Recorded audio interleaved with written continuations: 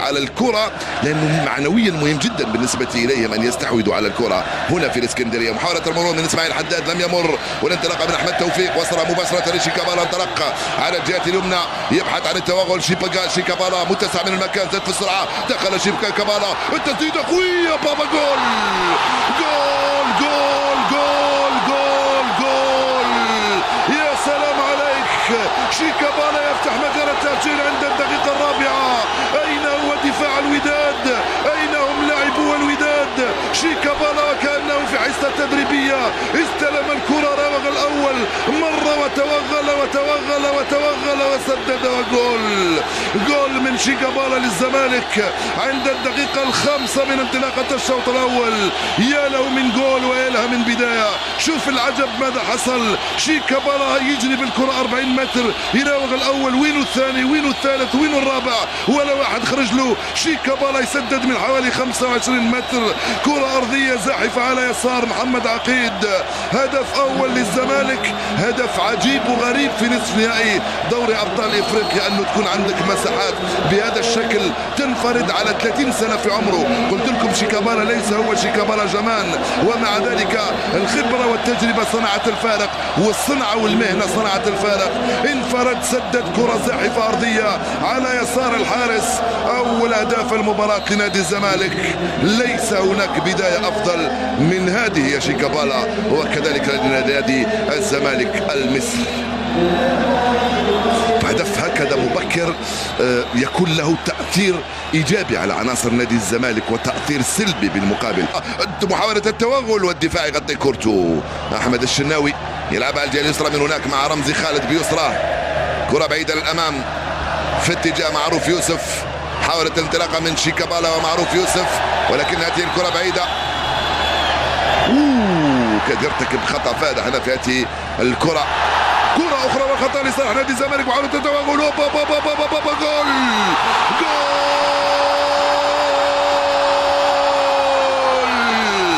ما هذه الهدايا من دفاع نادي الوداد؟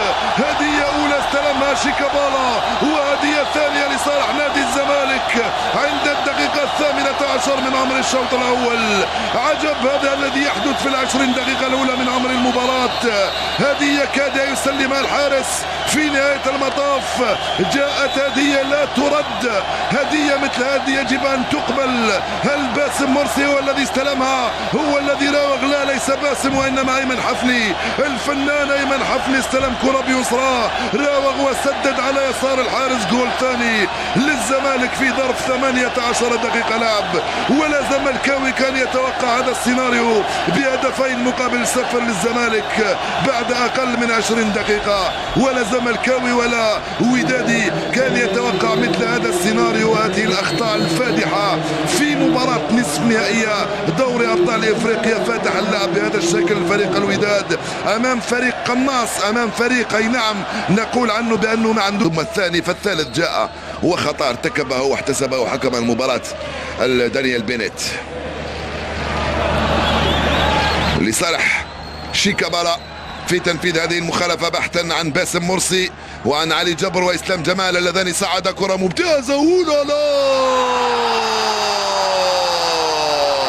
جول لباسم مرسي، جول ثالث قاتل عند الدقيقة الرابعة من انطلاقة الشوط الثاني. هذا أيضا من عجائب العجائب، أنه من كرة ثابتة يخرج لاعب في القائمة الثاني أمام دفاع واقف، أمام حارس يتفرج، ويأتي من بعيد ويسبق الجميع ويسجل هدف ثالث. اللاعب لم يرتقي فوق الرؤوس وإنما دخل بين اللاعبين وسجل هدفا ثالثا. شوف هنا الخطأ الفادح، يعني دخل بينهما ولم يرتقي فوقهما. شوف الإعادة مرة ثانية. أنت قط ماكر يا باسم يا مرسي، قط ماكر تمكن من إضافة هدف ثالث قاتل لصالح الزمالك أمام الوداد. وين يا محمد يا عقيد؟ وين رايح أنت؟ وين؟ 3 أهداف مقابل 0، 3 هدايا استلمها نادي الزمالك، تقبلها وسجل منها، خاصة الثاني والثالث فعل باسم مرسي مثل ما فعلها من قبل أيمن حفني وقبله شيكابالا. 3-0 صارت النتيجة. كرة أخرى مغربية الآن سيخرج كل المنتخب، لا سيخرج كل نادي الوداد البيضاوي من أجل العودة في النتيجة. قد يلعب على إمكانياته وعلى قدراته وعلى نتيجة لقاء الذهاب، وبالتالي سيكون الضغط على الوداد أكثر في لقاء العودة. سيلعب من دون ضغط نادي الزمالك، وهنالك أيضا في الدار البيضاء لن يرفض أي هدية تمنح له لتسجيل هدف سيكون وزنه من ذهب. في وسط ميدان الكرة يصل عناصر نادي الزمالك والانطلاق عن طريق باسم مرسي، كرة ممتازة خطيرة والحارس والدفاع والحكم قال ضربة جزاء. يا سلام، ضربة جزاء صفرها حكم المباراة وبطاقة صفراء لمحمد عقيد، وتعقدت أمور الوداد. كم كانت تمريرتك رائعة يا باسم يا مرسي، كم كانت تمريرتك رائعة يا باسم يا مرسي في اتجاه الاحتياطي. هنا مصطفى فتحي الذي توغل، كان ذكي مصطفى فتحي. اي نعم، اعتقد بانه لم يلمسه تماما، ولكن حكام المباريات في الكثير من الاحيان في لقطات مثل هذه يصفرون ضربة جزاء. لمس الكرة، اي نعم، لمسه في بيده في رجله الاخيره لمسه. طبعا يبقى تقدير حكم المباراة هو السيد. احنا بعد 4 اعادات لم نتاكد ان كانت هناك ضربة جزاء ام لا. المهم الحكم صفرها، ضربة الجزاء ستنفذ، وفرصة اضافة الهدف الرابع عن طريق مصطفى فتحي الذي تحصل على ضربة الجزاء. ام من سيتولى تنفيذ هذه الرمية؟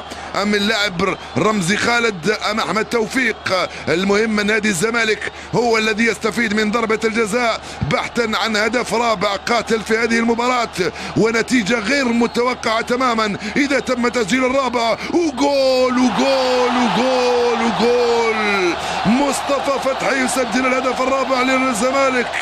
يا سلام على الزمالك ويا سلام على الوداد. 4-0، نتيجة عريضة وثقيلة وطويلة. نعم، عريضة وثقيلة، كل المواصفات لا تكفي لنصف هذه النتيجة بالرباعية للزمالك أمام الوداد. الزمالك لم يكن في مستوى عالي جدا ومع ذلك فاز بالأربعة، فما بالك لو كان الزمالك في مستواه وبكامل قدراته وبلاعبيه الذين بدأ بهم هذه المنافسة. المشكل كان في الوداد اليوم، المشكل كان في الوداد، والزمالك استثمر في مشاكل الوداد واستغل كل الفرص التي